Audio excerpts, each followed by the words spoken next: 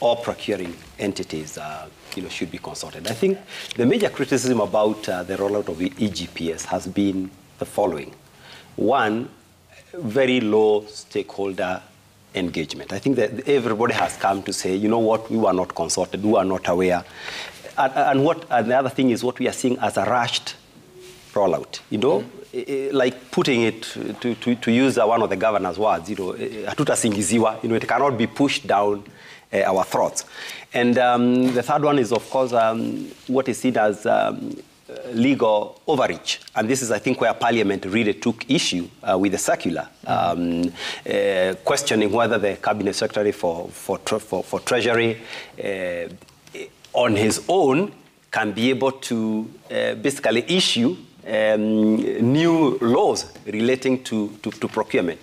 Some, in this country, procurement is governed by through Article 227 of the Constitution, and that article by there has two very, very interesting things that maybe Buddy should look at. The first thing, it says that procurement has to be done in a manner that is fair.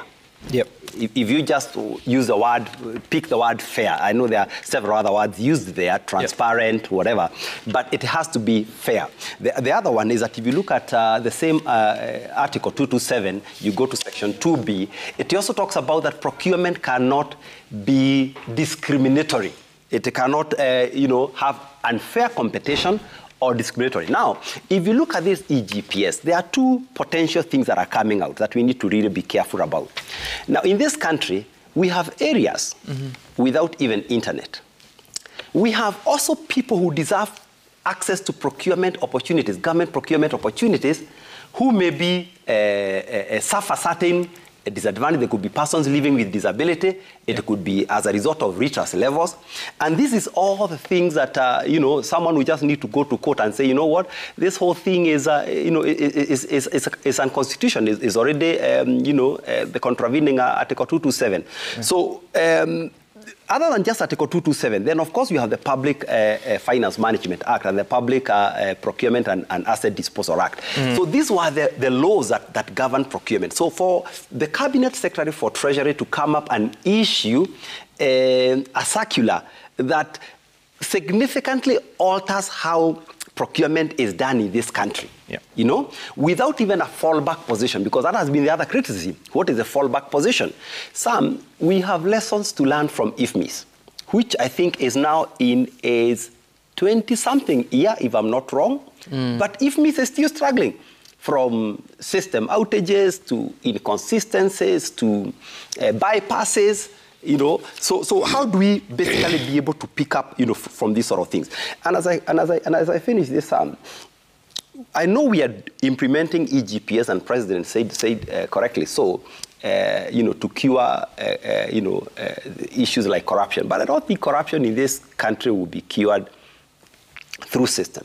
Actually, my observation is that systems is actually the new frontier for corruption in this country. Look at e-citizen. Look at SHA system. We have a 104 billion system that cannot prevent a 10 billion fraud. What a mismatch. So you spend 104 billion to prevent a 10 billion crime, and the 10 billion crime still happens.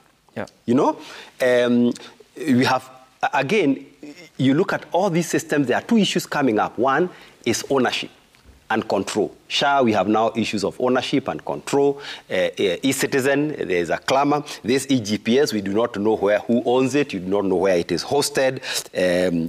So I actually think we could be trying to exacerbate corruption in this country by having some secret ways of procuring government entities. So I think EGPS should not be rushed. Let Buddy come out and explain to us what this thing is all about. Let us share the results of the pilot. We were told a pilot, I don't know, was done in 3 counties. Let us hear those governors, what they found out, what worked, what did not work.